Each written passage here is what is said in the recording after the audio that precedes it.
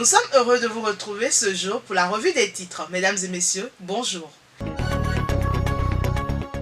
Pourquoi le Bénin retire son autorisation? C'est la question que se pose le matinal ce jour. Il s'agit de la saisine directe de la CADHP par les citoyens. La CNSS prend d'importantes mesures dans le cadre de la crise sanitaire. L'UEMOA et la CEDEAO mutualiseront leurs efforts. Ouaddahi s'oppose à l'annulation de la dette africaine. Le gouvernement augmente sa capacité de riposte et les propositions des travailleurs et employeurs pour atténuer les effets de la crise. Il s'agit de la lutte contre le Covid-19 et les détails sont à retrouver aux pages 2, 4 et 9 du quotidien. Les radios et télévisions retenues dans le cadre de la campagne médiatique pour les communales du 17 mai sont à retrouver également dans le quotidien Le Matinal.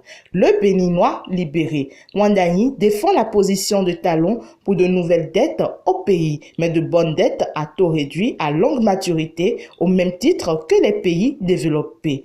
Employeurs et travailleurs proposent des mesures d'atténuation des effets de la Covid-19 et de la relance économique. Les détails sont à lire dans le même journal. Les exploits de Hadidjatou Martis, il s'agit de la rupture en 4 du secteur du travail et de la fonction publique. Le bilan élogieux de Véronique Tony-Fodé dans le cadre du bilan de l'an 4 de Talon au plan social est également à retrouver dans ce journal. Sans oublier les clarifications du ministre Orunla, il s'agit du retrait du Bénin de la CAHDP.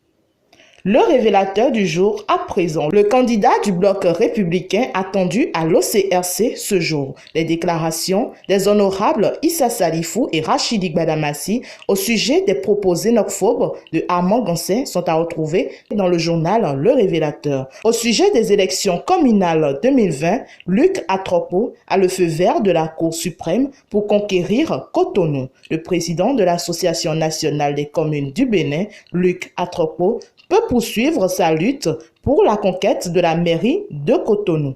Donna Jean-Claude Roussou, superviseur général du bloc républicain, au sujet des communales et municipales à Porte-Novo. Talon apporte des suggestions au FMI et à la Banque mondiale au sujet de l'impact du coronavirus sur l'économie africaine.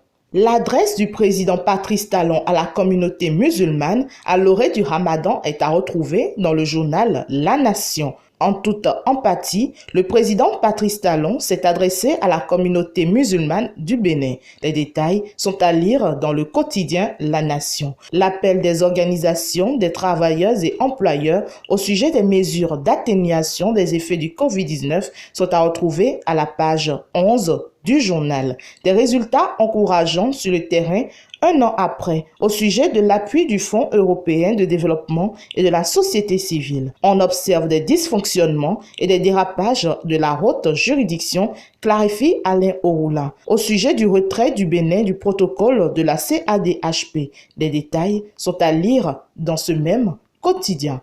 On passe à présent au site du magazine international First Contact Afrique. De nouveaux dons pour le gouvernement béninois. Au ministère de la Santé, les dons continuent d'affluer. En réponse à l'appel à la solidarité lancé par le gouvernement dans le cadre de la riposte contre la propagation du coronavirus, plusieurs structures ont apporté leur soutien à l'État ce mercredi 22 avril.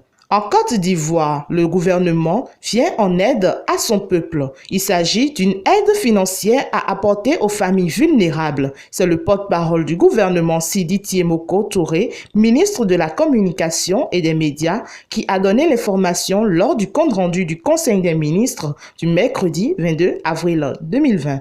Les détails sont à lire sur le site du magazine international First Contact Afrique. Au Madagascar, le lundi 20 avril, devant toutes les nations du monde entier, Andry Rajoelina, le président malgache, présentait ce dit remède. Cependant, l'Organisation mondiale de la santé s'est dite circonspecte face à l'efficacité de cette tisane sur le nouveau coronavirus.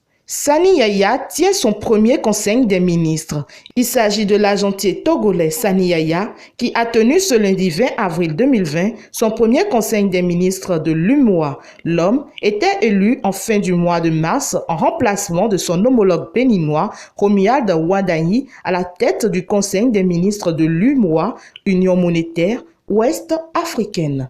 Vous avez besoin de visibilité internationale. Vous voulez vous faire connaître, vous êtes entrepreneur et vous voulez faire connaître vos produits à l'échelle internationale. Une seule adresse, First Contact Afrique. First Contact Afrique, c'est votre nouveau magazine panafricain qui reflète le visage inconnu de personnalités et d'entreprises. Visitez notre site web www.fcafrique.com sur Facebook, YouTube et Twitter. Retrouvez-nous sur First Afrique TV. Nos contacts 00229 61 50 84 63 0033 689 032 411. First Contact Afrique, c'est l'Afrique qui gagne. First Contact Afrique, c'est l'actualité autrement. Merci de nous avoir suivis. Surtout, n'oubliez pas d'adopter les gestes barrières pour contrer le coronavirus. Avec First Contact Afrique, c'est l'Afrique qui gagne. Avec First Contact Afrique, c'est l'actualité autrement. Bon début de carême à toute la communauté musulmane.